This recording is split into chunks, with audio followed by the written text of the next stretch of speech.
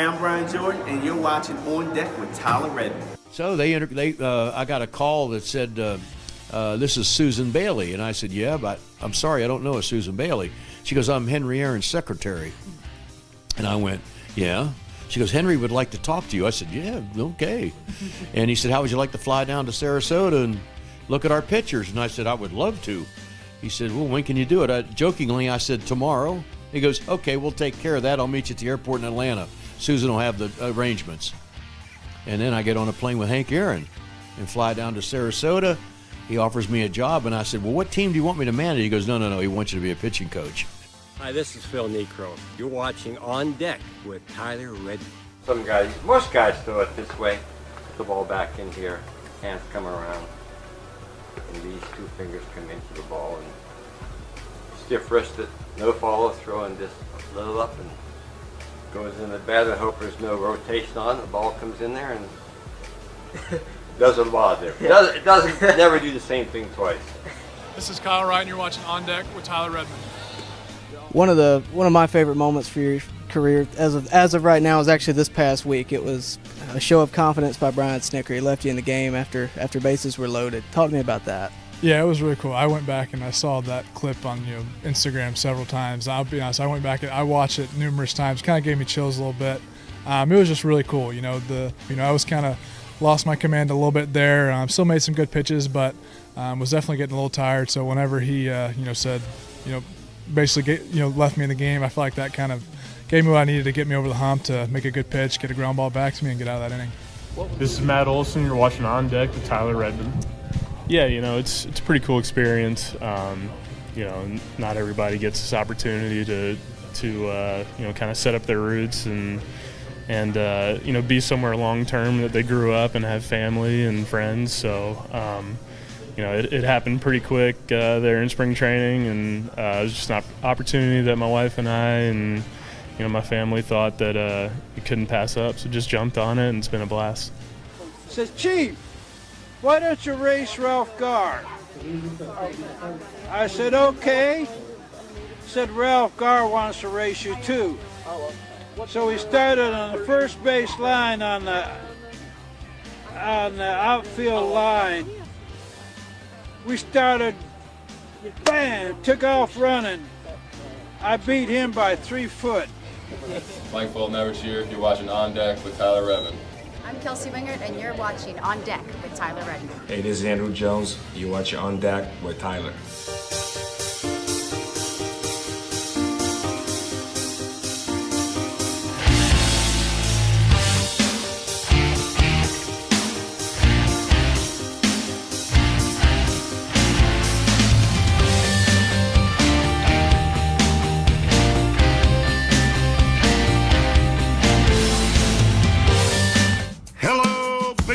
Fans, you're watching On Deck with Tyler Redmond.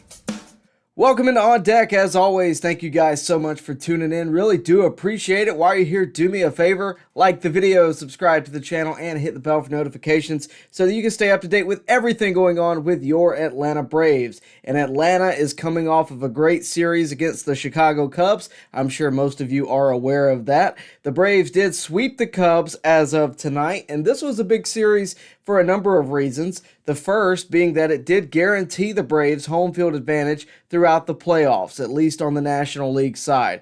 But it also did give them now 103 wins. It also showed that this Braves team is not mailing it in. They had to come back from a 6-0 deficit in Game 1. In Game 2, which I was at, we'll talk about that one in just a second, the Braves did win 6-5, but they had to go to extras to do it, and that is where they did clinch the first seed in the National League. Tonight, they flat out just won. Mainly, I would say credit to Matt Olson on that one, getting his 54th homer of the year. He also had his 135th and 136th RBIs in that one swing.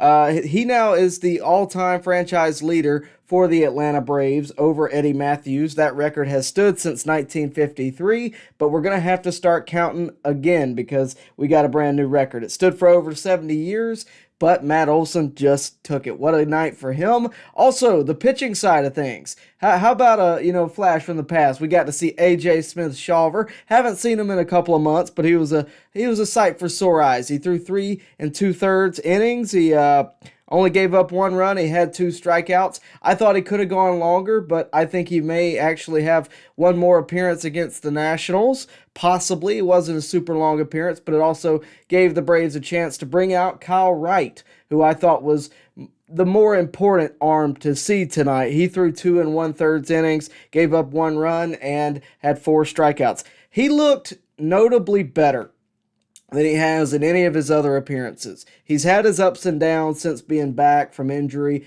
I think they're kind of trying to speed him up a little bit and get him out there and try to see what he's got. Could he give us something in the postseason? But ultimately, I thought he looked tremendously better than what we've seen before. I still think he's an appearance or 2 away from being the Kyle Wright of old. You got to think, Kyle Wright is in what I would call his spring training.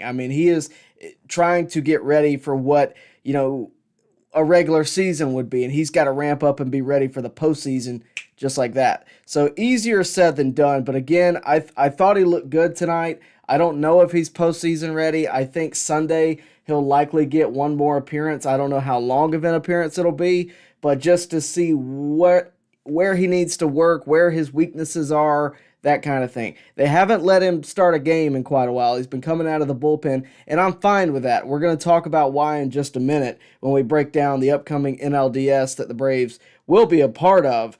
But ultimately, I thought this series was a good one. I thought, the fact that Ronald Acuña Jr. Is now the one and only member of the 40-70 Club was a great thing to see. And again, I was in the ballpark for this game. This is last night's game against the Chicago Cubs. And I was a little, I felt the whole game like it might happen. I knew going into the game he had 68 stolen bases. I knew at some point he got number 69. And I knew at some point, if we go to extras, he very well might get 70. So then we're sitting in the ballpark, and I was with the unpaid intern, Jacob Redmond. By the way, you can now get unpaid intern shirts. They're down below, a link to this video. But no, we were there, and Jacob was like, do you think he'll go for it? Because we were in extra innings. We had already scored the tying run that was on second at the start of the inning. And I knew with that, of course, we're going to be aggressive, right? This Atlanta Braves team, knowing how they play, they're going to be aggressive. And then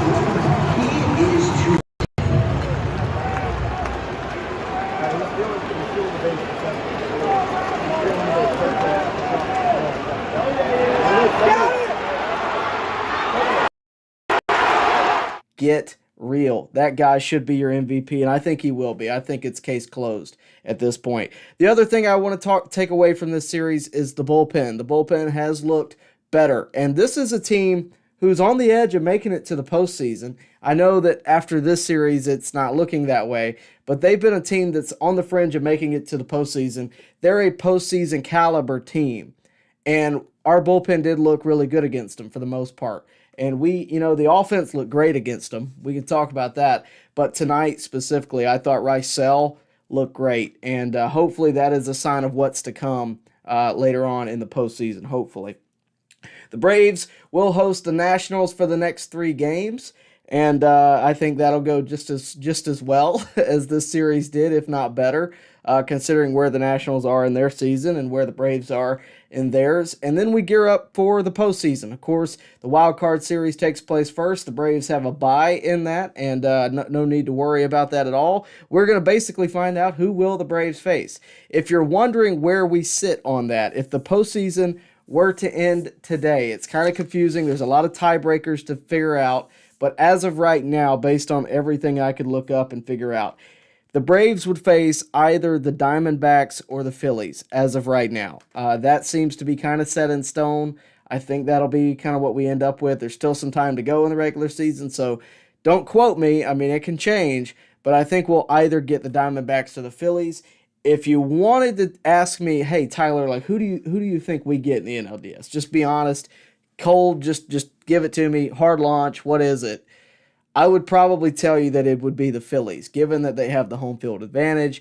I think they're the better team. All in all, I think they have better pitching. I think their offense is good. That said, it's a 3-game series. It can go either way. So I'm curious to see it. It'll be good TV. I call it Wild Card Weekend. It's always great television. It certainly was last year with the change of the formatting. I think it will be that again, and I hope so at least. But no, I think we'll likely get the Phillies. That may scare some of you, and I can understand that after last year. But I would also just let you in on, I think this team is different. I've said it all year long. I don't think this team is last year's team. We're also in a very different situation. We are not playing up to the last game of the year with full head of steam. Right? Our postseason last year, honestly, was the series against the Mets at the tail end of the season. I mean, that's what we were playing for. And once we got to the postseason, they won't tell you this. I just believe that the Braves were gassed.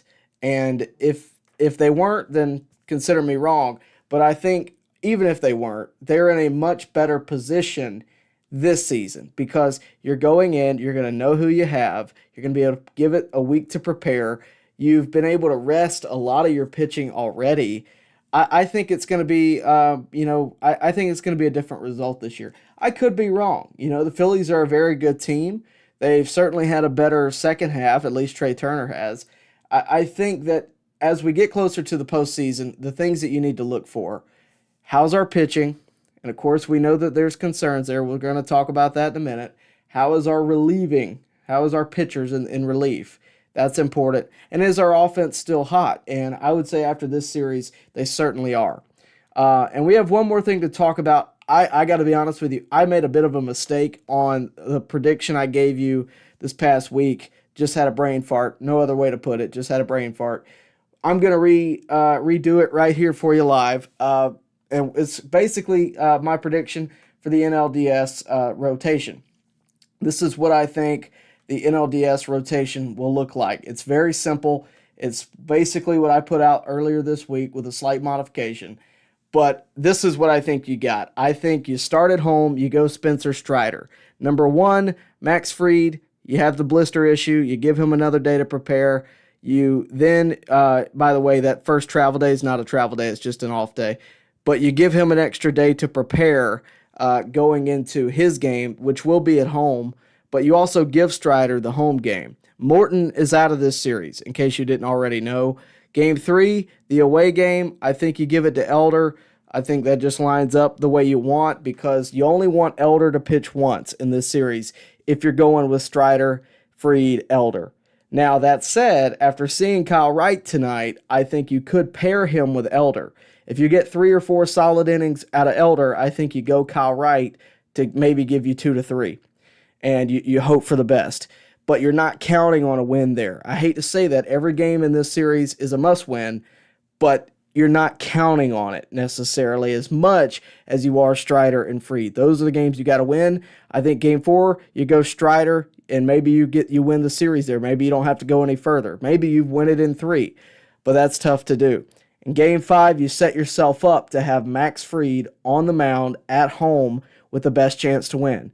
I think that is the best way to handle this series. Now, that said, I am not completely sold on it. I'm not completely, this has got to be the way it is. I'm completely fine with Max Fried taking Game 1 with Strider completing the series in Game 5. But you have to think about who you want on the mound in a potential Game 5. That also said, you also have to consider we have to get there first, right? And I'm aware of that. With our pitching limitations, this is the way I see it.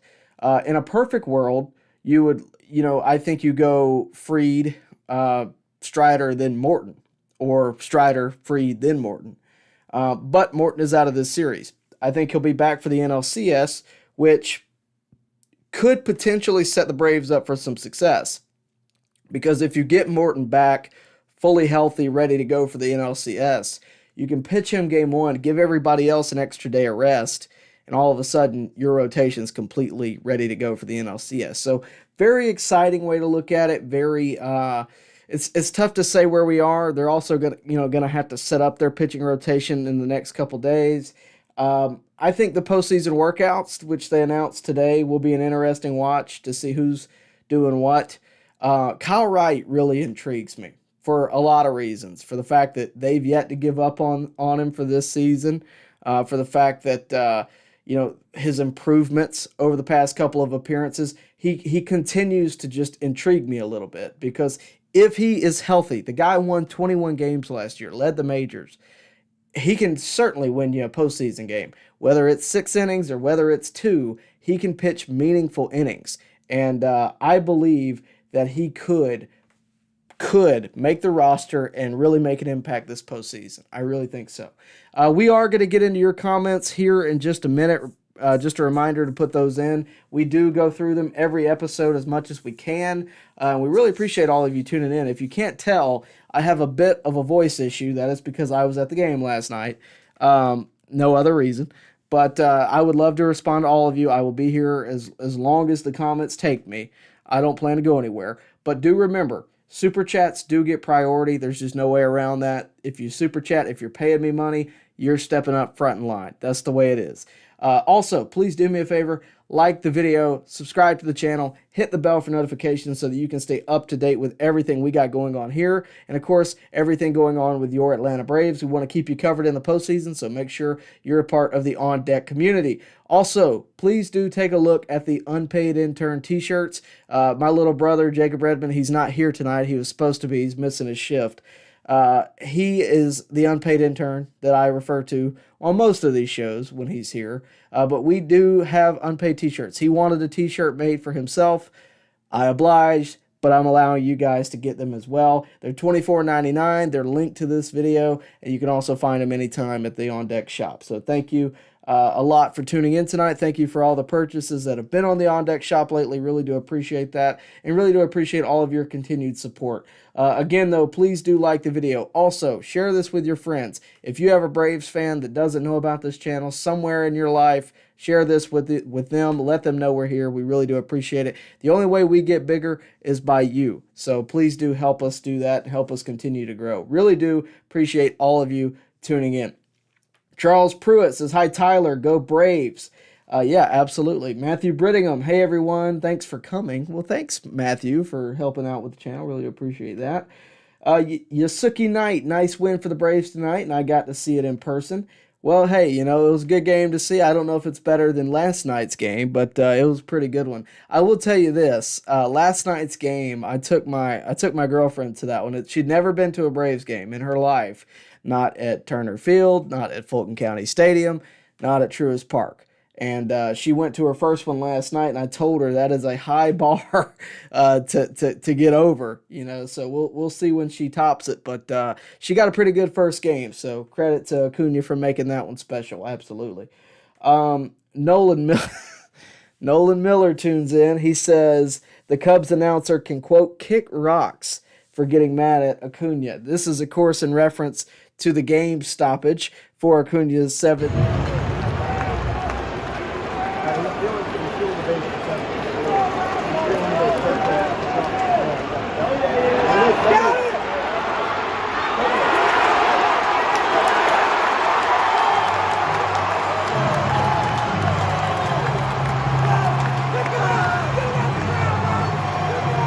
His podcast tonight, actually, or today rather, actually kind of confronted Boog about it, and his response was pretty funny. But I think in the moment, the frustration, I can kind of understand it because they are Cubs announcers. Now, that said, I thought it was a bit out of line. But they are Cubs announcers. If they weren't told that they were going to stop the game for 2 to 3 minutes for a highlight reel on the screen, I can see how that would be frustrating in the 10th inning with the game on the line for the Cubs. I can see it. That said, I think there was a much better way to handle it. I think you have to appreciate the moment. Is this as special as Ricky Henderson breaking the all-time stolen base record? No, probably not. But it is greatness in today's game. It is greatness of modern baseball. No one else has ever done it. We've had folks, there's only 4 members of the 40-40 club. So for one to be in the 40-70 club and stand alone, not to mention he stood alone with 30-60, this is a recognition of Ronald Acuña Jr.'s season as a whole. And I thought it was special.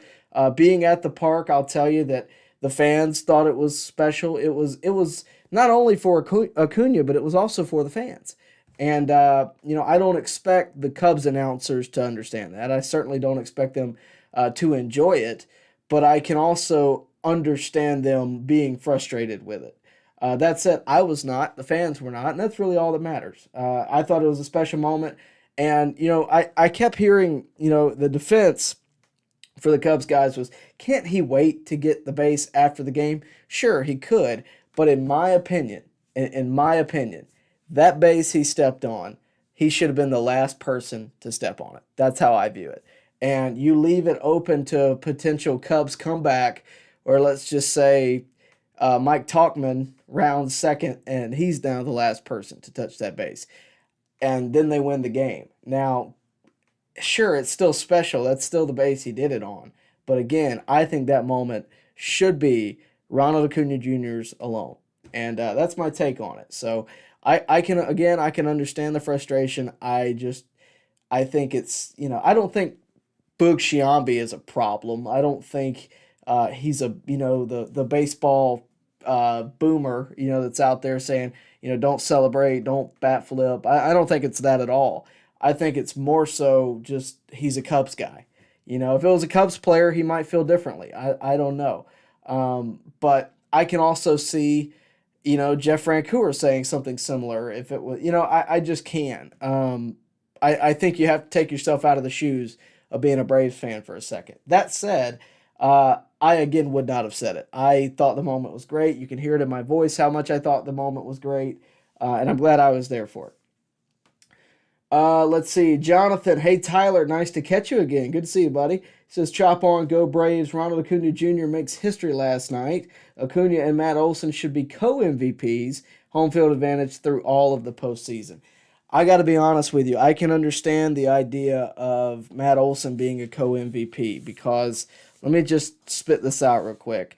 Olson, again, leads in RBIs with 136 for the franchise record now. He took it over Eddie Matthews. That record has stood since 1953, plus the homer record, which has stood since Andrew Jones did it back a few years back. So I can understand that he's having a great year. I think any other year he would be considered for the MVP. I thought it was surprising that Mookie Betts was getting so much attention when Matt Olson was on this Braves team, and Acuña was standing right next to him. I thought that was crazy that they were highlighting Mookie but not really touching on Olson. Olson's a bit overlooked in that discussion. I still think that it's Acuña. I think it's Acuña hands down because folks have done what Olson's doing. No one's done what Acuña's doing. I just think he's been more impactful to the offense as a whole. I think he gets it started. I think him on base benefits Olson a lot. That's not to take anything away from what Matt Olson has done. I just think it makes more sense to me that Ronald Acuña Jr. gets the MVP. And I don't think there's a lot of disagreement out there of that. But look, if you gave it to Olson, you wouldn't hear me complaining. Just saying. Matthew, Tyler, were you as surprised as me that the Braves moved Kyle Wright back to the bullpen? I wanted him to get some more starts so he could compete with Elder for the playoff rotation. I'm worried about Elder. No, and I'll tell you why. Now is not the time to compete for rotation spots. That was back in June, maybe July. Now's not the time to compete for rotation spots because, to me, you have a week and a half. I don't want to see anybody being unsure when they're on the mound should they be there. I think Elder has been good all year in the grand scheme of things. He led an ERA for the first, I think, third of the season. I maybe longer. I think he's been good enough. That said, will he lock it down in the postseason? Maybe a week off will help him. I don't know. But in terms of Kyle Wright, I have more question marks about Kyle Wright than I do Bryce Elder. Kyle Wright is in the situation where anything he gives you, if he gives you 2 clean innings in Game 3 of the NLDS, I think you count yourself, as profiting. I don't think it's a situation where you necessarily expect too much from him. And I mean that with all due respect to him. He's just been out all season, and he's now in spring training. It'd be like expecting, Max Fried to throw 8 innings shutout in the second week of the season. It's just, you don't want to expect too much from him. All I want from Elder is, 6 innings, less than 3 runs. That's all I really expect, because with this offense, I think that gives you a chance to win. And that's all you can ask for in the postseason, is a chance to win. No one is going to single-handedly win you a postseason game. No one's going to single-handedly win you any game.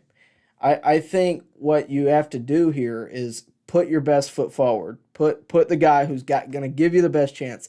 Right now, Kyle Wright has too many question marks. And you don't want to go take a spot from Bryce Elder and then Kyle Wright go out there and not have a good day.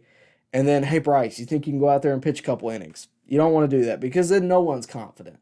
You just don't want to do that. I think Kyle Wright coming out of the pen is solid. Now, that said, if Morton is truly out of this, let's say he doesn't come back for the NLCS, you heard the knock. Let's say he doesn't come back for the NLCS. I think Kyle Wright, you can expect him to get a start at that point. Maybe even A.J. Smith-Shawver. Maybe you go a bullpen game and you go Kyle Wright, then A.J. Smith-Shawver, like we saw tonight. Do I think that'll happen? No. Do I think that's in the Braves' plan? No. But do I think they're preparing for that? Possibly. I think that we have a lot of depth. We have a lot of guys we can go to. Right now, what you're seeing, number one, is they're resting their arms, which there's nothing wrong with that. They've clinched home field advantage. They don't have to really worry about a lot. But what they do need to do is prepare for the postseason. They need to rest their arms. They've already got 2 starting pitchers that are out, temporarily. They don't need to put any more on it. And I thought pitching A.J. Smith-Shawver and Kyle Wright tonight was a smart move. I think Kyle Wright will get another appearance Sunday. I think A.J. Smith-Shawver might get more work because he only threw 3 innings tonight. You may see him, use them sporadically. Maybe Darius Vines tomorrow. I don't know if there's been a pitching announcement for tomorrow. If someone wants to let me know, feel free. But I think that's where we are. I don't think we're in a situation where we have to win. That said, if they do sweep the Nationals, they will tie for 106 wins with the 98 Braves. So it would be kind of cool. They still have a chance to do it. But I don't think it's necessarily in their mindset to just go for at the moment. I'm looking at probable pitchers. I doubt there's an announcement, but we'll see. Oh, there is not. Trevor Williams, we know, but no one else is announced. So I think the Braves will likely, be. I think what will happen is tomorrow you'll probably see Darius Vines, somebody like that. I don't know where he is in terms of fifth day. We'll see. But yeah, I think there's still a lot of questions with starting rotation. I'll just leave it at that. Let's see. I think I lost my place here. Sorry about that. Matty F. Bullpen did great this series. I thought so too. They seem to be kind of locked down. And again, like last night, it was shot for shot, and they gave you a chance to win. That's how postseason games are going to be. It's shot for shot. Who's going to, outlast their opponent longer. And the Braves been able to do it against the Cubs. He also says this team is 100% different than last year. Braves had to give up 100% the entire season up until the postseason. Yeah, I mean, they've been able to pump the brakes. I told you that was going to happen a few weeks ago. A lot of you thought I was crazy. But no, they've been able to pump the brakes, and they're still winning. So I think it's been great the whole way around. Matthew, Tyler, the Braves need to hit 4 home runs in the next 3 games to break the Twins' 2019 all-time record of 307 home runs in one season. Will they do it? Should they try to do it or rest the hitters? I don't think you're going to see the hitters sit. I don't think they're going to rest. I think Acuña has still got a couple more stolen bases in the tank. He's going to want to pass Otis Nixon, who I believe is at 71. So I think that's still in the cards. I think they're all going to want to get a couple more homers to add to their resume. Riley is one away from his season high at 38. They mentioned tonight. I think Albies is sitting around 35. Ozuna's close to 40. Olsen, if he had 3 really, really good games, he could potentially get near 60. So, I mean, I think they're still going to play. I don't think you got to worry about that. I've told you since a couple weeks ago I thought that they'd rest pitchers, which they've done. Now they've been forced to, really, with Morton and Fried. I still think they're going to do that, but I don't think they're going to rest the hitters. That's just my take on it. I think you're going to see them play all year long. And it's really, Frenchie mentioned it tonight, a lot of it's for the integrity of the game. You don't want to just give the Nationals, 3 games, just to do it. I think they're going to want to, put up hey, we got 106 wins this year. That would be cool, but not a guarantee, but it would be cool. Guys, please do me a favor. Just going to take a pause real quick. Please do like the video, subscribe to the channel, hit the bell for notifications so that you can stay up to date with everything going on here at On Deck and, of course, with your Atlanta Braves. The Battery joining late. Maybe you already hit this, but what were your thoughts on Strider's comments about fans in the stands? I think it's a non-issue. So I didn't see Strider's comments about this. I've heard about it. I don't really care to go look at it because I've already been confirmed that it's a joke. Mark Bowman got on there and said that it's a joke. I think it's a non-issue, like you said. For those of you that don't know, he basically said that he thinks that he performs better. Someone tell me if I'm wrong. But he basically said that he thinks he performs better when there's no fans in the stands. Sorry, that is not what I meant to click. He meant to say that he said that he thinks he performs better when there's no fans in the stands. I think it was humor. Mark Bowman said that it's humor. I'm sure Mark Bowman knows better than I do. I don't know how to read him necessarily, but that would be my take on it. I think it's a non-issue. Either way, if he thinks he performs better with no fans in the stands, I can understand that. I perform to be honest with you, I perform better in an empty studio and no one in here than I do when fans are looking at me or when folks are looking at me, right? So I can understand it, but no, I think it's a non-issue. I think it's not important. I think it's people trying to, get retweets, to be honest with you. But that's my take on it.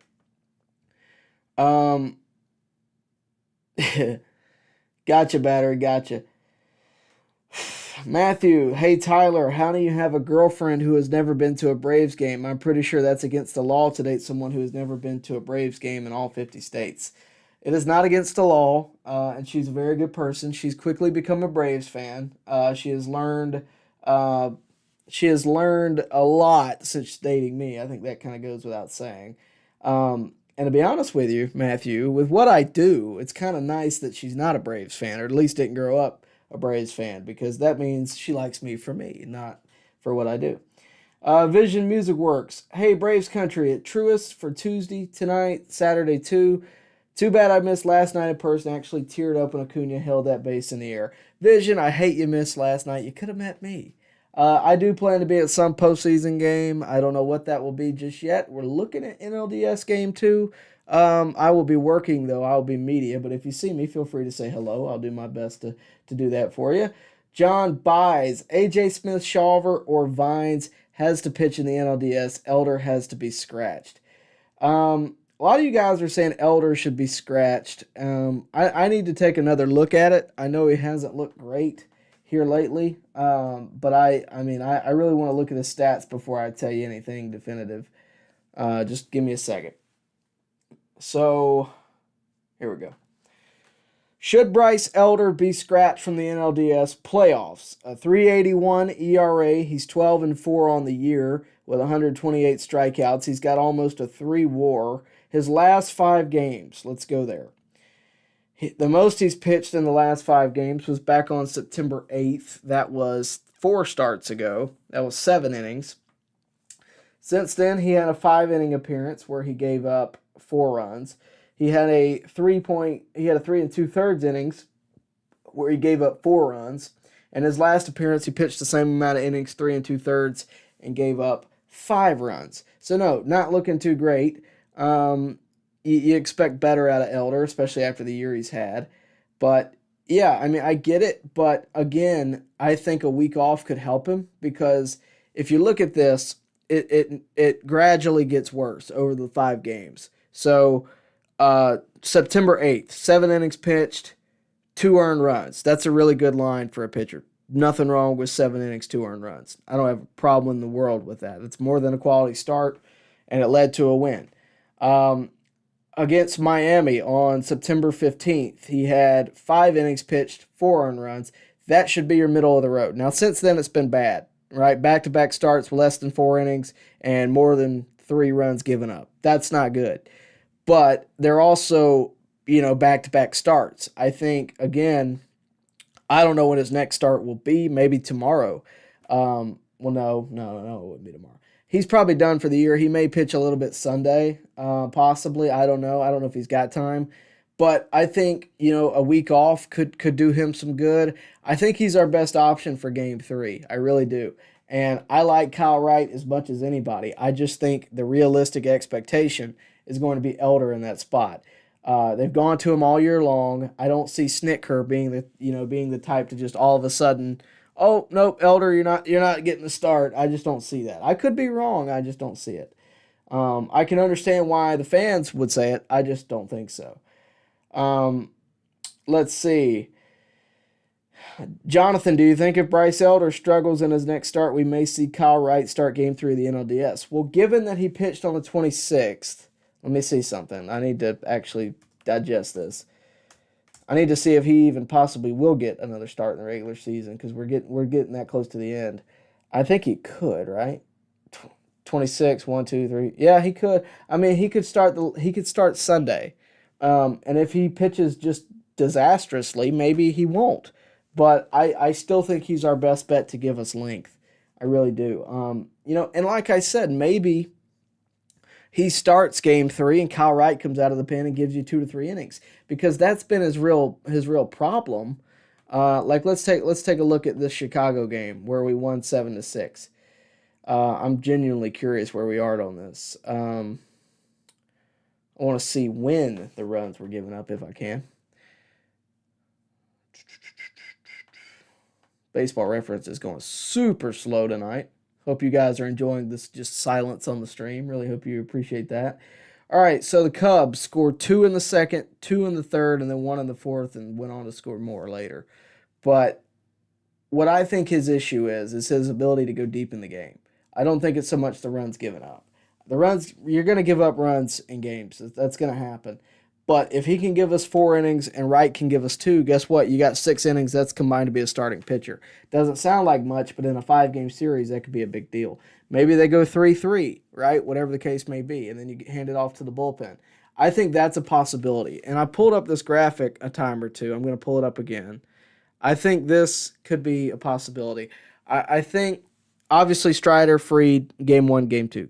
That goes without saying. Game 3, I got Elder right there.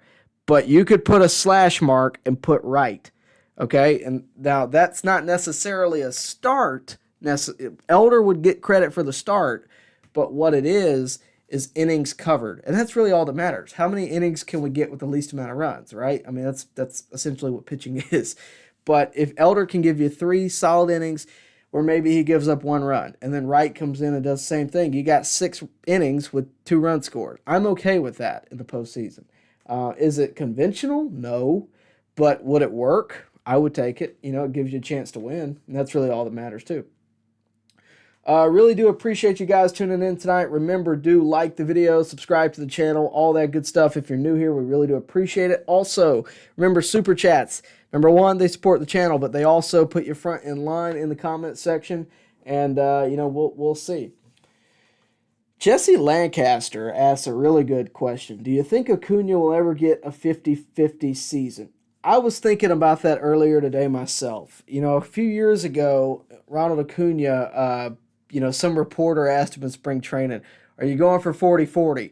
Because I think it was 2019. Yeah, 2019. they were at, the talk was, could Acuña get to 40-40? I want to say he got 40 homers, but he didn't. I think he got 38 stolen bases, something like that. Look at him now, right? Ain't that crazy? We were hoping for 40 back then. Now he's flirting. He got 70. Here's what I would say. I definitely think it's possible. He'd have to go on more of a home run tear earlier on because a lot of these homers have been lately. I don't know where, what the season would look like if you put it on a piece of paper and showed me how many homers he got per day. What kind of line graph that would look like. But most of these homers, it seems to me, have been kind of recently. I think if he was on that tear a little bit more consistently in terms of the homers, he can definitely do it. Really, I mean, we've seen 50 homers before, right? We've seen Judge do it. We've seen Olsen do it. I think 50 homers is doable for Acuña. That said, as long as he's got wheels, he can get 50 stolen bases. And with the new rules, especially, I think it really helps him even more. So I don't know how long he's going to have that speed, and that's really the question mark. But he's got at least, I would say, 4 more years of what he has now. And he's in his prime. So I think he'll get it. Yeah, I think he could. I mean, will he do it? I don't know, but I think he could. I definitely think he could. Miguel Frica, hey Tyler, do you think that Grissom should be added in the roster for playoffs? Maybe, but I don't know who you would take off. He's of course talking about Vaughn Grissom, and I had a feeling this question was coming. I wish I had a better answer for you. Vaughn Grissom hasn't really been in the big leagues much at all this year, and again, I just don't know who you take off. I mean, if there's a guy in the infield, maybe. But I just don't. I haven't really done a full roster breakdown, to be fair. I just haven't. But, well, yeah, I have. But I don't think so. I'm going to pull it up here in a minute if I can find it. Bear with me because I'm going to have to really try here to find this thing. Let's see. Oh, yeah, it's deleted. So I tried, guys. For the record, I did try. No, I don't think he does. And really, the reasoning comes down to numbers. You got to have enough. I mean, it's possible. I could be wrong. I just don't think there's a real need for him. And look, I hope I'm wrong. I'd love to see Vaughn Grissom in the postseason. But I just don't see them prioritizing him over a guy that can really benefit you in any given moment. And when I did the postseason breakdown, which it was very early on, I guess I need to update one.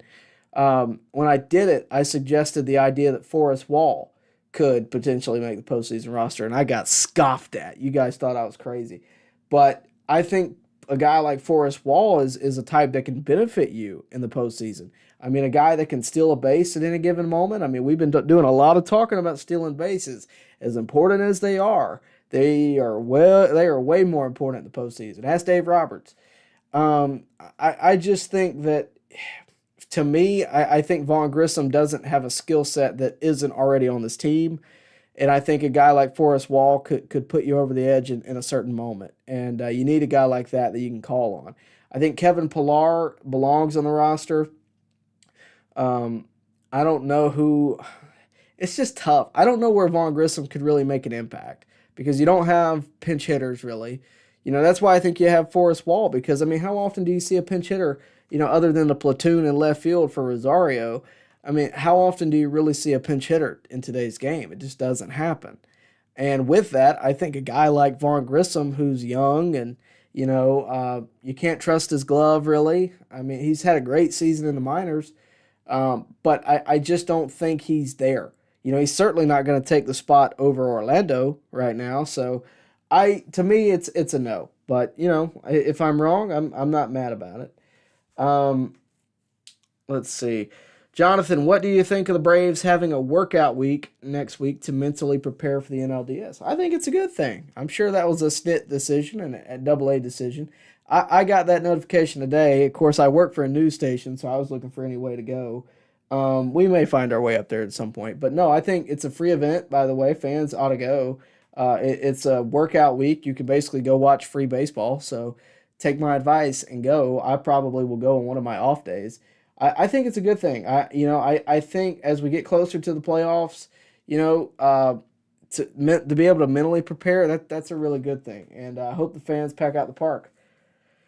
Trinity Clark says, "What's up, Tyler? I didn't get a notification. What are we talking about? You want me to just redo my whole opening monologue? Is that what you want me to do?" No, I'm not going to do that, but I'll let you watch the replay. We're talking about the series against the Cubs. Of course, we just swept.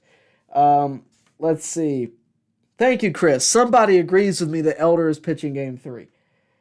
He's pitching Game 3. I will stand by that. Now that I have Chris Kaysen backing me, I will stand by it. Scott Knight, Tyler, have you heard if the Braves are planning to add seating in the future at the stadium?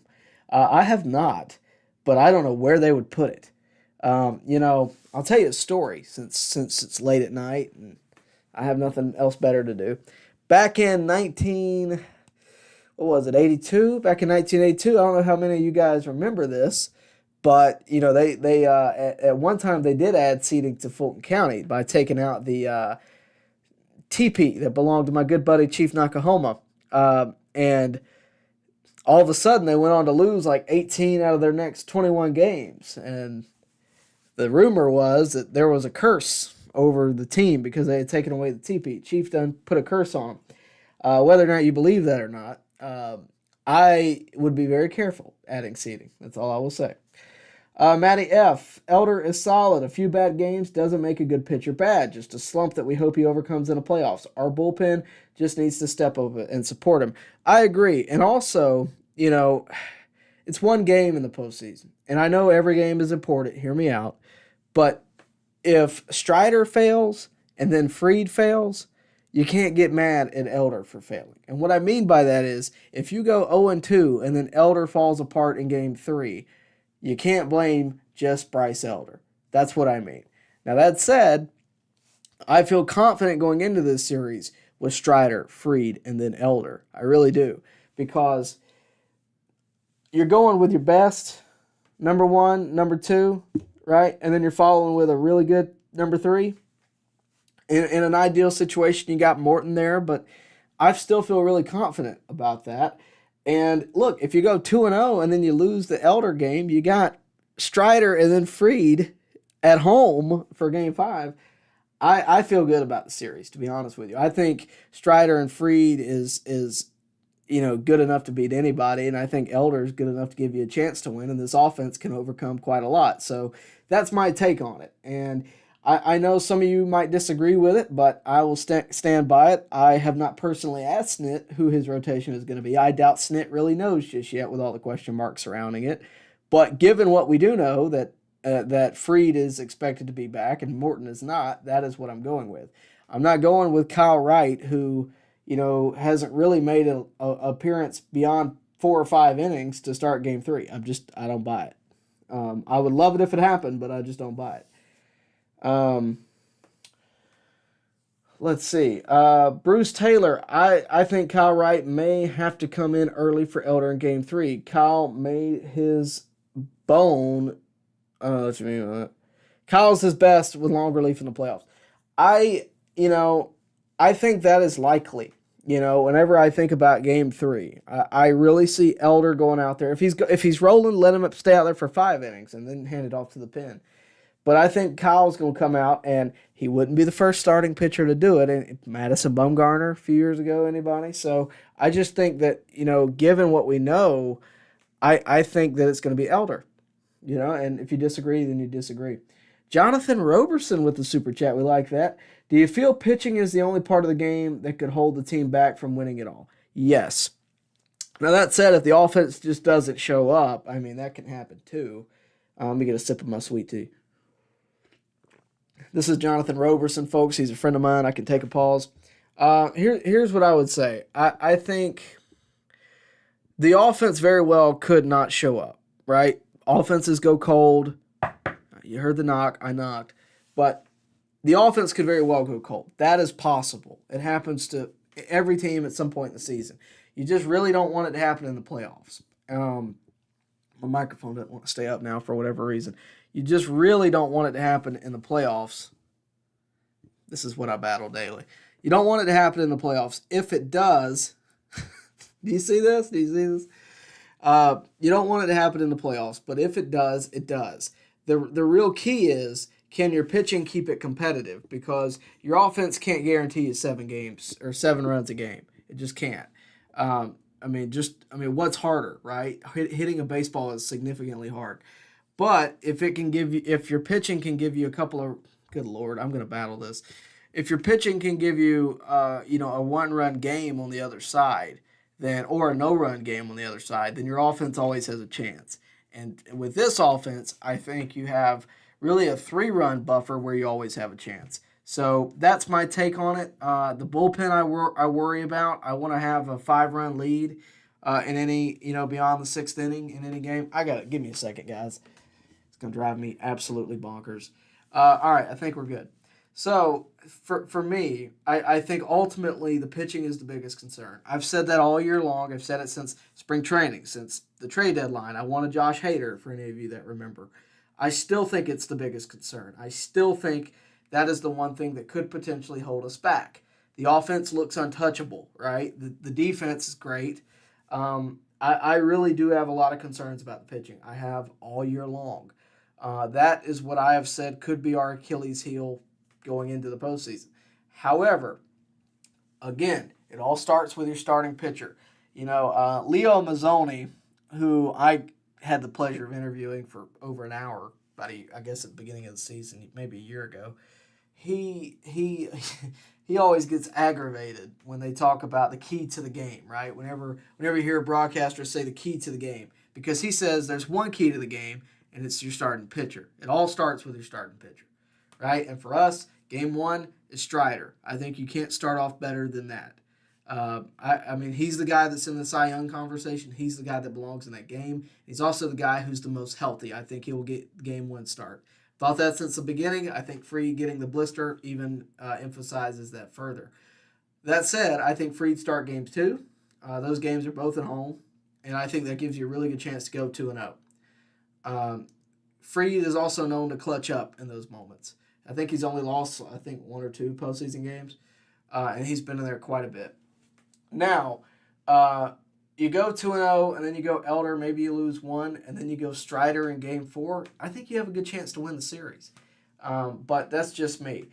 I can't speak for the NLCS because I don't know what the situation is. I don't know if we have Morton or not, and it's a longer series. So, there's even more question marks there. If you get Morton back, let's say he pitches game 1, you give everybody a rest day. Let's say you go 4 games in the NLDS in a perfect world.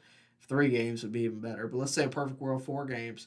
So you pitch Strider in game 4. You got Fried for game 2 of the NLCS, followed by Elder, followed by Strider, then Morton, Fried to game 7 if needed.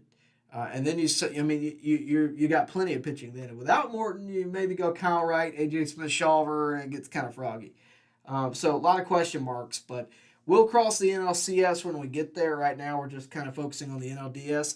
By the way, and thank you for the super chat, Jonathan. Remember, super chats do get you priority in the comment section. If you put money in the chat, you're getting first view. So that just is what it is. But remember, guys, we are going to have NLDS previews all before the NLDS. I plan, next week, Tuesday, Wednesday, are usually the days that I'm dropping content. So be prepared. I'm going to give an in-depth look at our pitching. And try to give you, hopefully we'll know who we're going to face by then. I don't know for sure, but I hope so. Yeah, we should. That'll be the end of the regular. Yeah, we should. So I'll be able to give you a preview of whoever we're facing. We won't know who we're facing, but we'll know where we stand. Will it be the Diamondbacks? Will it be the Phillies? I will give you a preview as soon as we know who we're facing. But for right now, I think the real key is focusing on our team and where we stand. Because we can't focus on the other team if we don't have everything for our team locked up. Let's see. The Battery. Given our record this season on the road, I don't think it's that big of a deal that we have home field advantage. Having said that, it seems like playing at home is a very big deal to other teams. It is a big advantage, I would say.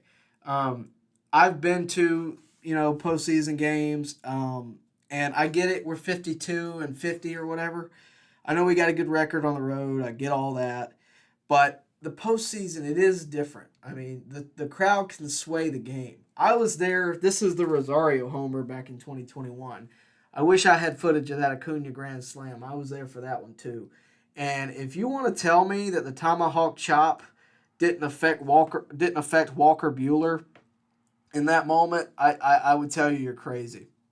I really think that the crowd does have an impact. I know it did in 2021. I know it did for Acuna's grand slam. The crowd certainly has an impact, if on nothing else than the opposing starting pitcher and relievers.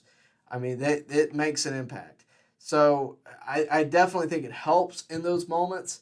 Now, granted, the Braves were able to obviously go 52 and 50 or 52 wins on the road this year, so that's pretty good. But it also, you have to look at, in 2021, they also beat Milwaukee, I think, without home field advantage. They beat the Dodgers without home field advantage, and they beat the Astros without home field advantage. So it doesn't mean everything, but I think it certainly can play into who wins the series for sure. I didn't think it mattered I said this a couple weeks ago, if the Braves don't make it to the postseason healthy, how great is having home field advantage? That was in my pump the brakes, conversation was let's not go into the postseason, with on one leg. Let's make sure we're good to go for the race. That's kind of my take on it. Jesse Lancaster, I'm guessing that Murphy will start most of the games in the postseason. So if he doesn't, the bench catcher will be a great bat off the bench to pitch hit. I agree. I mean, look at what d'Arnaud and Contreras did in 2021. That's what I think you're going to see the opposite of. I think d'Arnaud will be the bench bat and Murphy will start most games. He may get, I think d'Arnaud may get 1 or 2 games here in each series, maybe. But I think Murphy, they're paying Murphy the money and, they want the Murphy results. He's also seemed to be hitting the ball a little bit better, so I think he'll get most of the starts. But if we do need a bench bat, let's say for Ozuna or somebody, d'Arnaud I think will get the swing. But I don't think Ozuna, they're taking him out right now. So it'll be interesting. At-bats are hard to come by on good teams these days. So it'll be interesting to see what they do. The battery, if Ron Washington has to play all season, what would you anticipate his defensive war to be? He could be a modern-day combination of Rafael Belliard and Julio Franco. Oh, good Lord. I'm going to let you ask him that question. I've met him. Yeah, I mean, I don't know. That's a good question. I wish I had a better answer for it. It made me laugh, though. Jeff Barry, I want to see Acuña race the freeze. Acuña will win. The guy that, I believe the guy that does the freeze now is not the original. That's a little insider baseball for you. Nigel, who is a friend of the channel, I've interviewed him. He no longer does it. I keep up with him a little bit, but I don't think the guy who does it now has the wheels to beat Acuña. I don't. That's a professional athlete. I mean, he's fast. I couldn't beat him. I'll be upfront about that. But I think Acuña would beat him, straight up, to be honest with you. Bruce Taylor, Pilar is a stud, and he will come up big in the playoffs. Mark it down. I think so, too. I absolutely think so, too. Miguel Frica, hi, Tyler. I saw Harris looked very ugly against Smiley. We're going to need Grissom. He's our future hitting in the second spot. He might be. I just don't think he is this year. Think about this. Let me put it to you this way. Why would the Braves all year long keep Grissom in the minors and then all of a sudden in the postseason bring him up when we have every spot filled, every bench spot filled, and we haven't even called him up, for these 3 games or for these 4 games against the Cubs and Nationals. And we've already secured home field advantage. I don't think they would do that if they thought he was going to be in the postseason. Now, if someone were to get hurt, I think you default to that. I just don't think it's going to happen. I mean, look, I think if you didn't have certain folks in the spots you have them, Grissom would be a decent guy for a pinch hitter or that kind of. I just don't see it happening. I would be very surprised. Corey Carter, I know nobody cares anymore, but I'm still thrilled that we made the Ozuna contract. Yeah, that's yeah. I'm glad you are. I'm glad like Jeff Barry says, I'm glad he broke through. I'll put it that way, because for a while there, man, it was rough. Gosh, it was rough. Andy Smith, I just hope the Braves win at least one playoff series and I will be satisfied. One playoff series? So you hope we make it to the NLCS and lose Andy Smith? No. No. We will not be satisfied with that. I am not even going to jinx it by saying I'd be satisfied with that. Not until it's over. Maybe when it's over, I'll tell you if I'm satisfied. Okay, let's see. Scott Knight, Elder should pitch Game 3 only if Morton is unavailable. Elder should be on a short leash with bullpen on standby. That I can agree with. That's kind of where I'm at with it. I think Kyle Wright, specifically, if he goes 3 innings or 4 innings, is on standby for that. Maybe a Michael Tonkin if you don't want to go Kyle Wright.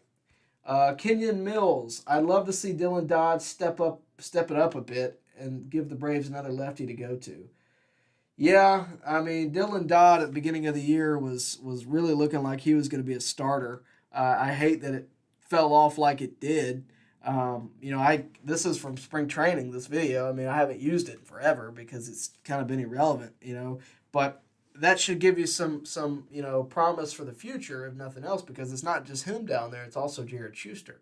Both of those guys, if they can heat it up, I mean, next year this team's going to be unstoppable. So we'll see what happens. It'll be interesting. And, the thing is, Bryce Elder kind of came out of nowhere out of spring training, because in spring training, I don't think he started the year at the major league level. I mean, he came like, oh, here he is. This is the guy we've been waiting for right here.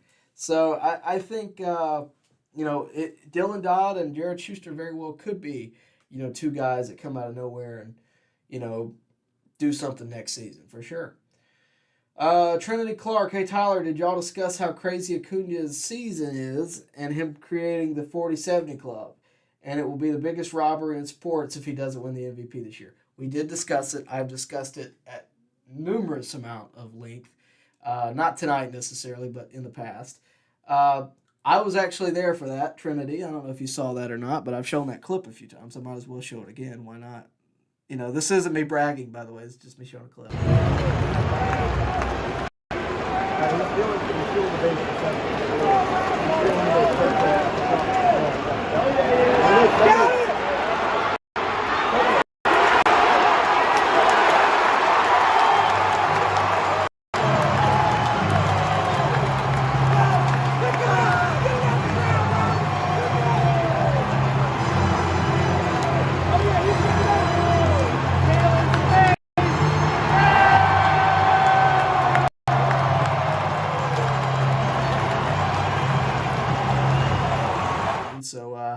Hopefully Ronald Acuña Jr. can keep the legacy going, you hope. But Bruce Taylor, bad pitching and running into a red-hot team will get you crammed in the playoffs. It did not matter who was pitching for the Braves last year. Philly was nuclear, and they beat the brakes off of us. I agree, but I don't think they're as hot. Things can change. There is something to the wild card. There is something to still playing and still being, there. But they also ran out of gas, when they got to the World Series, I thought. But, we'll see.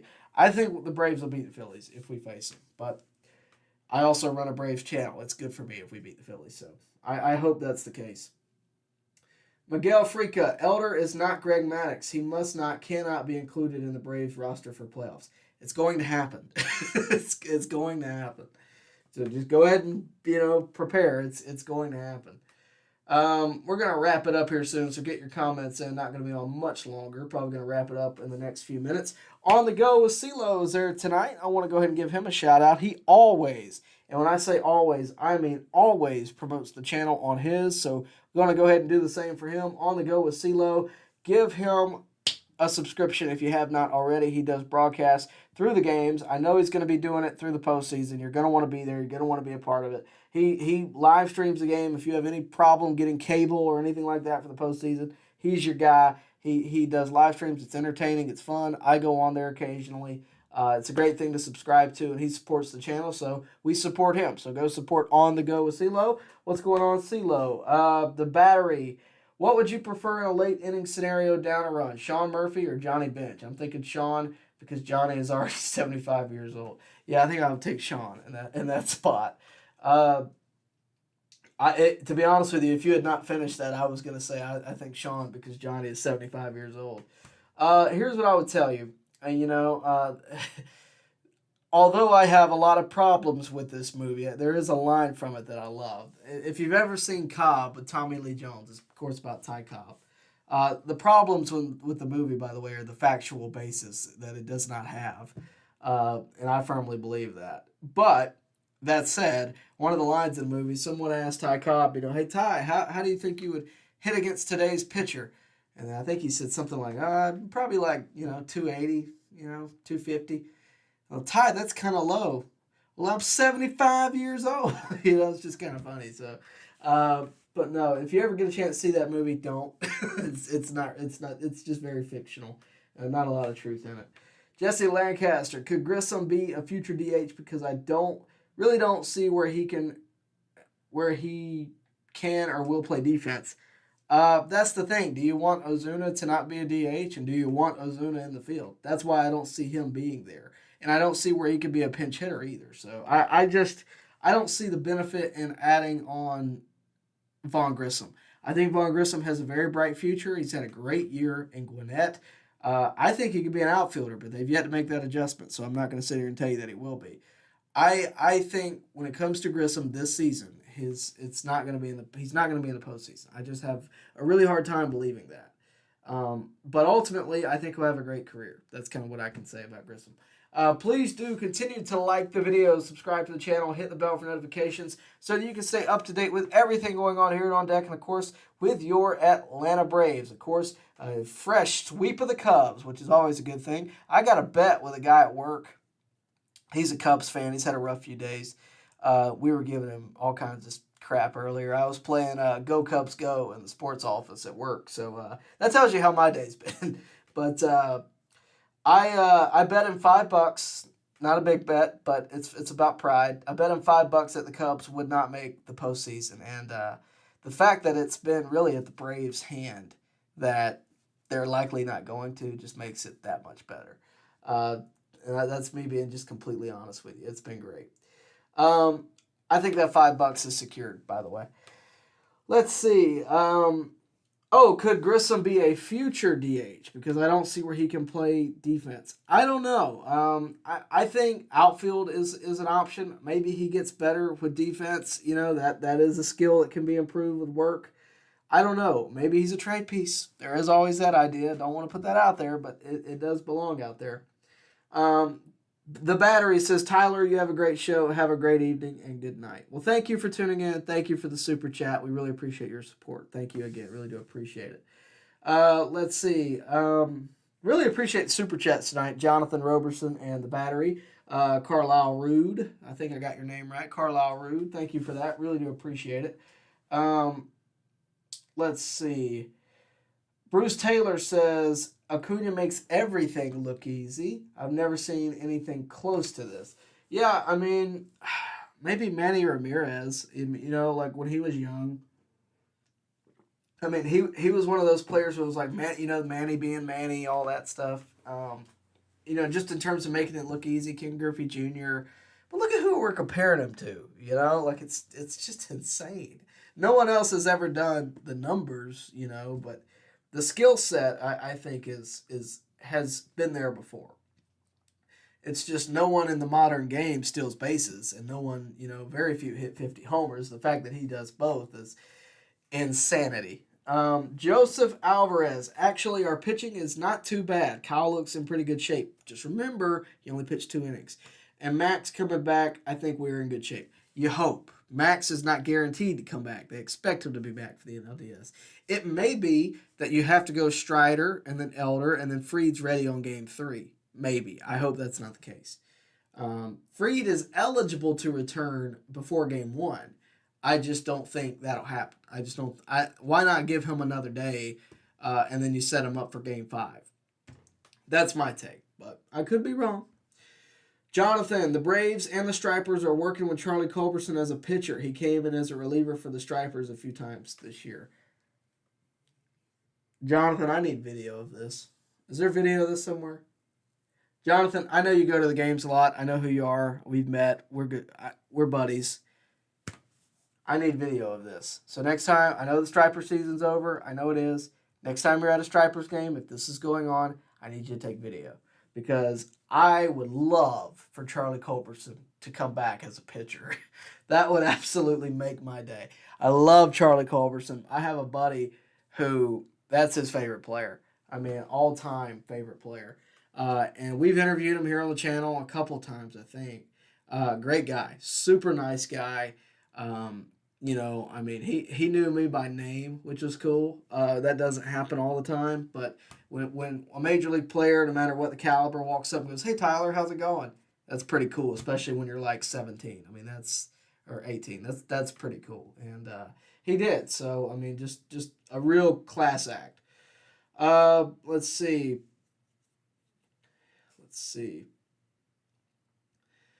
Jonathan says, I saw Double-A last weekend at Coolray Field watching the Stripers to watch the Braves players for their rehab games. I got his autograph pregame. What a super nice guy. That's a class businessman. Well, Jonathan, again, next time you see him, I would like him on a World Series 2021 ball. Thank you. Just say it. Get one for your boy. I love Double-A, and I don't just say that. I love every move he's made for the most part. If I don't love it, I understand why he made it. I think Double-A deserves a lot of credit for this. He's not alone. I mean, you can go all the way back to Capalella if you want, but I mean, the job he did at the 2021 trade deadline. I mean, he addresses the problems that make sense, and I really try to study this like deep. And look, I told you at the trade deadline, I expect them to get left-handed pitching. Who do they go get? Brad Hand. You know, so. He addresses the issues without going above the necessity level, and I think that's important. Yeah, glad to know he's a super nice guy. I've met him a time or two, never in a situation where I could actually have a conversation, which I'd like to do.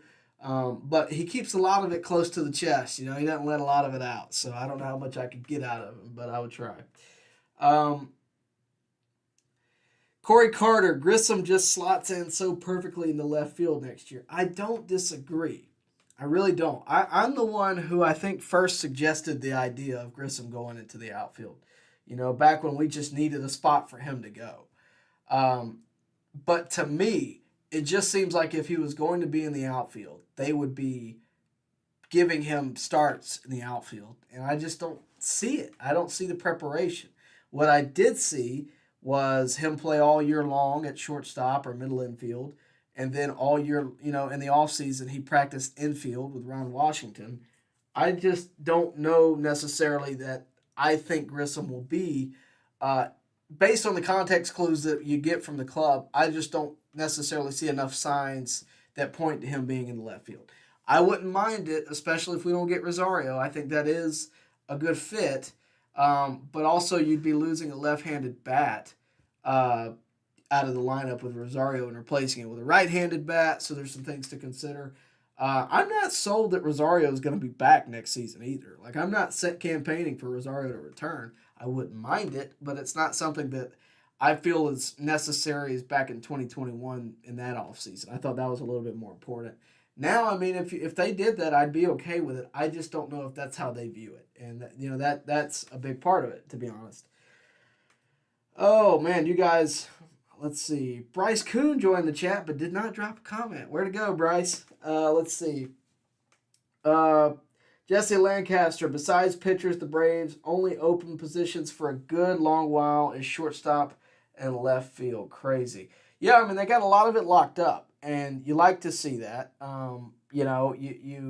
It's good to see an organization go back to that, because for a long time, it just hasn't, the free agency and all that, which is a great thing. I'm not saying that free agency should go away, but it's just nice to see an organization try their best to keep a core together. That is so rare in today's baseball. And the fact that that you're going to have Acuña and Albies for the next, 5-6 years, and Olsen and, Strider now, and I mean, just all of them locked up for this long. Murphy, and I mean, it's crazy. And it all goes to show you how much the Braves, value what they have right now. And I think in large part it's because of that man right there, Double-A. The fact that he's able to lock these guys up to, frankly, affordable contracts makes a huge difference. And, you hope to see it continue to go that way. But that's all we can, I think that the fact that they're locked up this long only goes to show you, how dedicated they are to the team, how dedicated they are to winning. And, they want to be able to do this for a long time, and I think they will be. Hocus Pocus. What a great name. How do we stay in game mode so we don't start off cool like last year against the Phillies? That's a good question, and I think the Braves actually already took a precaution for that with these, fan accessible. What is it called? What are they calling it? The postseason workouts, whatever they're calling them. But they're fan accessible. You're able to go. That's from the fan view, the fact that you're able to go witness this. But it's really them preparing themselves for a postseason environment, trying to stay hot. I think that's a smart thing to do. Stay in front of the fans, stay hungry, stay all that. But I think they are aware of it. I don't think that that's what happened last year. I mean, I'll give you they got cold, but I don't think that's what happened last year. I think you had a combination of a couple things. You had the fact that they were off for a week. You had the fact that they had, just used everything they had to beat the Mets. I think they're in a different spot this year. I just do. So in terms of am I overly worried about it? Not really. But I definitely think they are aware of it. I will say that. Let's see. Bryce Coon says, hope you're doing well, Tyler. To you as well. How much do you trust Elder in the playoffs? Is the lack of elite stuff a concern, or are we just spoiled with guys like Fried, Strider, and Morton with plus stuff? Well, that's the thing, right? Elder, I think Elder has so much potential because, back when we drafted him, he was, a stud in college. I was really excited when we drafted him. I did a video on it when we drafted him. Gosh, that was, I guess, 2 years ago, maybe 3. I don't think it was that long ago.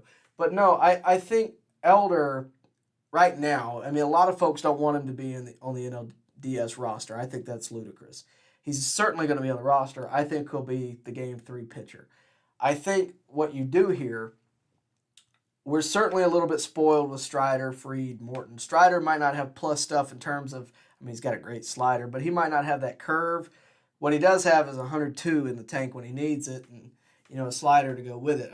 Him, Morton, and Fried are elite. Elder could get there one day. I don't think he's there right now. I certainly think the past few starts have been rough. I'm confident with him in Game 3, not because I'm confident necessarily in Bryce Elder alone, but what I am confident in is in Game 1, you start with Strider, who I think gives you a great chance to win. In Game 2, you go Fried, and this is what I think will happen. You give him an extra day to recover from the blister or whatever the case may be. Game 3, I think you go Elder. I think that kind of goes without saying. I don't think anyone else fits the bill for that. Morton's not going to be there. I don't think they're going to call on Wright to start that game. If they do, it'll be the reverse. It'll be Elder coming out of the pen. But I think you go Elder and you have Wright on standby if he only goes 3 2/3 or gets into any kind of trouble whatsoever. I think you're going to see some unconventional postseason play. I think you may see Wright come out of the bullpen. You may see a guy, like a Tonkin come out and shut it down for that inning. Let's say he's got a runner on second in the third. Tonkin may come out to shut it down, and then Wright come out in a clean inning the next, right? And just cover another 3 innings and hand it off to the bullpen. That way you don't waste your whole bullpen. But that's in a worst-case scenario. I think Elder is going to be hyped up for this. This is the biggest game he's probably ever pitched in, and certainly has a chance to win it. Because the other thing you have to consider, and I don't know who it would be on the Phillies rotation, Elder's not going to be matched up against their best, right? He's going to be matched up against their third best. And with that said, I think this offense gives any pitcher a chance to win. And if he can keep it competitive, if he can go five innings with 3 runs or less, we're good. But if he goes 3, you have Wright there on emergency standby. Is that the way you want to handle it? No. In a perfect world, again, I think you go Morton there. But, it's not a perfect world. And we're down Charlie Morton for this series. So I think Elder's your best shot. I think Kyle Wright coming out of the bullpen is the strongest way you can handle it. And hopefully it'll end up the better. But good question. And I think in terms of being spoiled with the elite stuff, a lot of people don't value Morton enough to me. He got some hate at the beginning of the season. Whenever a starting pitcher has a bad start, they're gonna get hate. It just goes with the territory. Charlie Morton, all the questions are, man, is he too old for this? Can he not hang? That kind of thing. Morton is still elite. I still think he's got it going on. I really do. And I think, if this is it for him, I think he's still at the top of his game and he's going to walk out on top of his game. And I certainly think he's got elite stuff, but I'm glad you pointed it out because it needed to be said. And I certainly think we are spoiled with guys like Fried, Strider, and Morton because after that, it's a big drop-off. But I still think we have enough depth on this team to win it for sure. Thank you for that. Let's see. Matthew Brittingham says, Tyler, what do you think about the Mets not tarping their field to postpone the game, which screwed up the Marlins rotation? Then the game was delayed tonight when the Marlins were trying to come back 0-1. I deleted it. I had something really funny for that. I was going to show you the Mets New York Times post from earlier this year. I deleted it.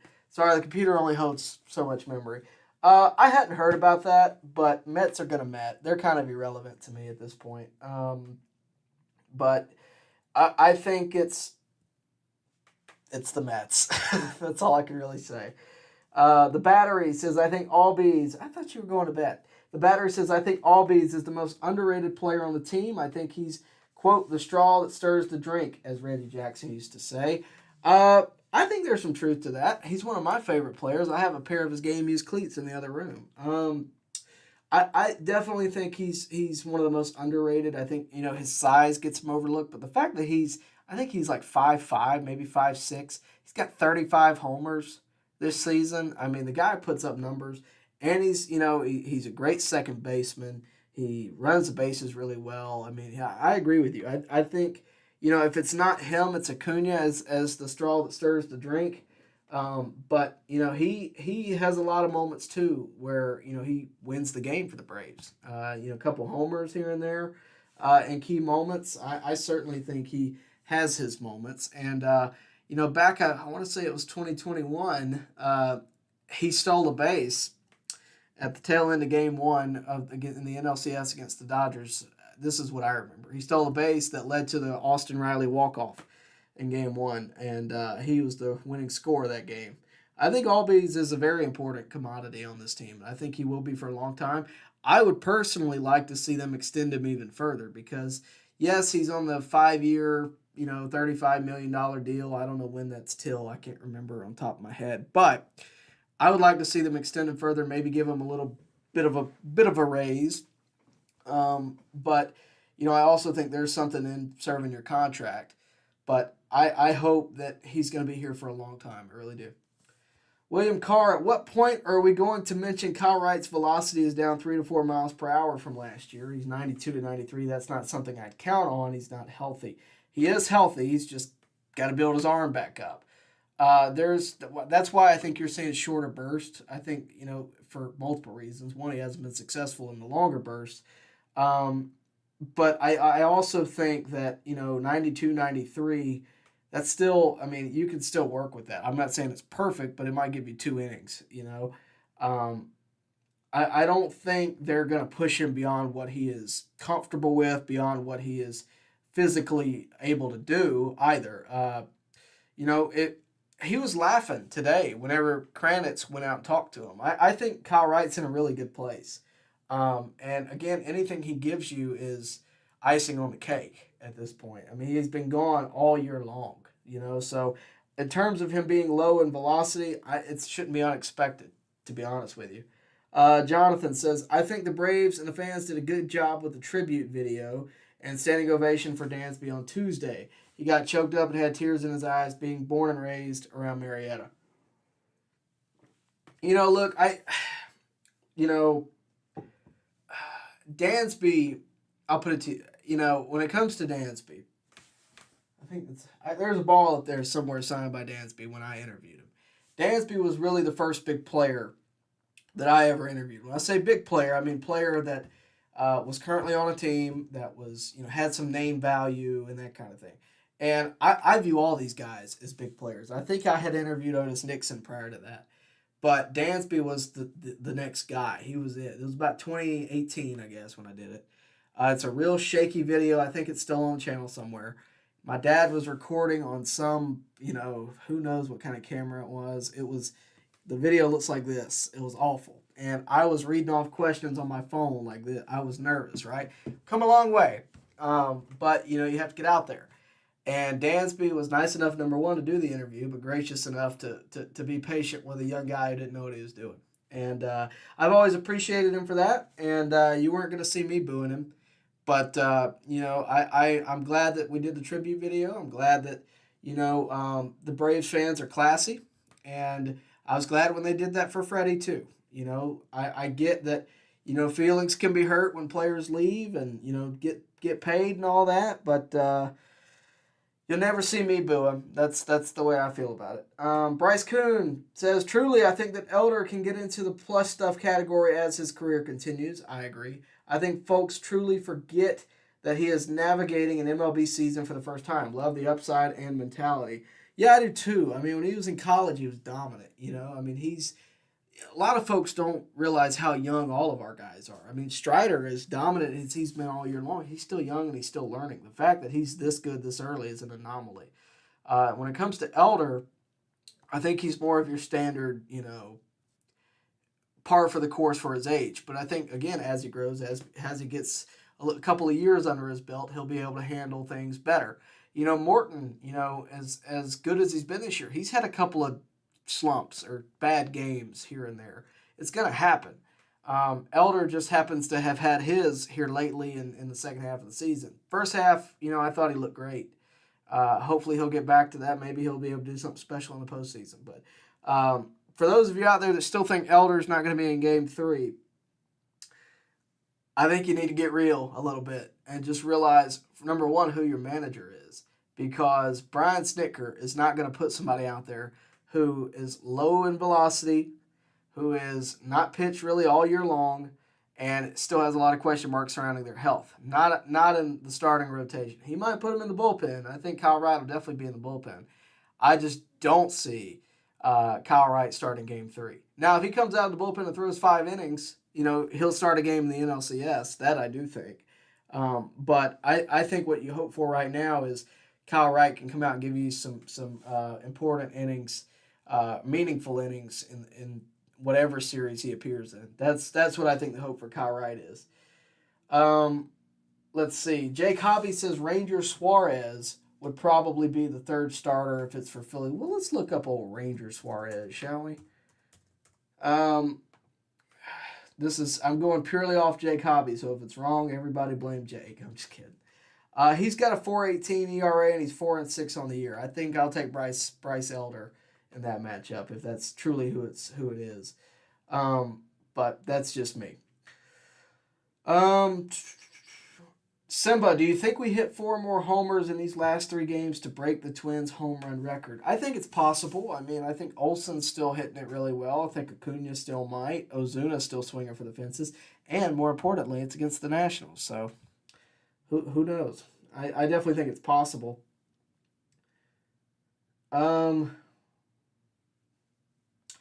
Nicholas Carrasio. Okay, important question. Tyler, if NSYNC tours, are you going? You seem like a big fan. I'm not a big fan. That is not my genre of music. I'll put it that way. Timberlake, I view more as a comedian than I do.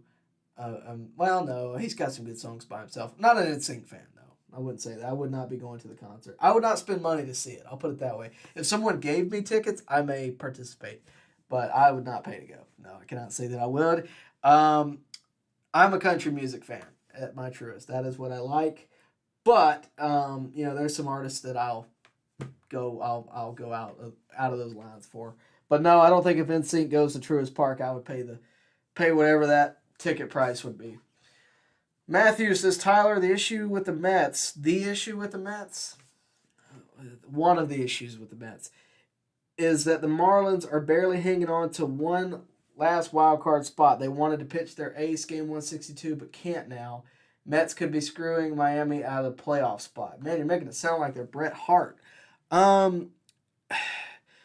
Yeah, I mean, that's crappy. No way around that. That's unacceptable. I think Major League Baseball should come down hard on them. Other than that, I mean, it just is what it is. I don't know what they're doing. They're, again, the Mets.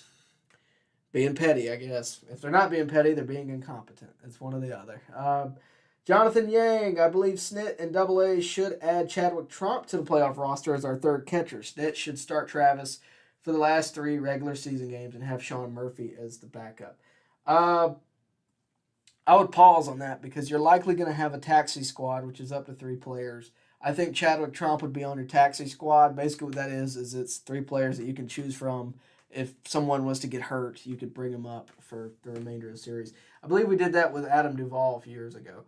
But what I would say is ultimately you don't need 3 catchers. You want to have one on the taxi squad if something were to happen, but let's say Sean Murphy got hurt in Game 5 of the NLDS. You could, play Travis the rest of the game. God forbid something happened to him in that game, but then you could call Chadwick Tromp up.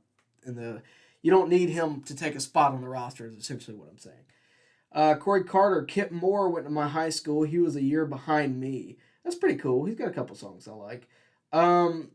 This is completely unrelated, but Marty Jannetty. I don't know how many of you guys are going to know who that is. He was a former tag team partner with Shawn Michaels. He went to my high school, Hardaway High School, of all people. It's kind of cool. Way back in the day, way before my time. Matthew, Tyler, you seem like the kind of guy who could meet Sal Fasano. Can you ask him if I can borrow his mustache so I can ride a Harley? Tell him I promise I'll give it back right after. I don't think he'll go for that, no matter how well I know him or don't know him. I don't think he'll go for that.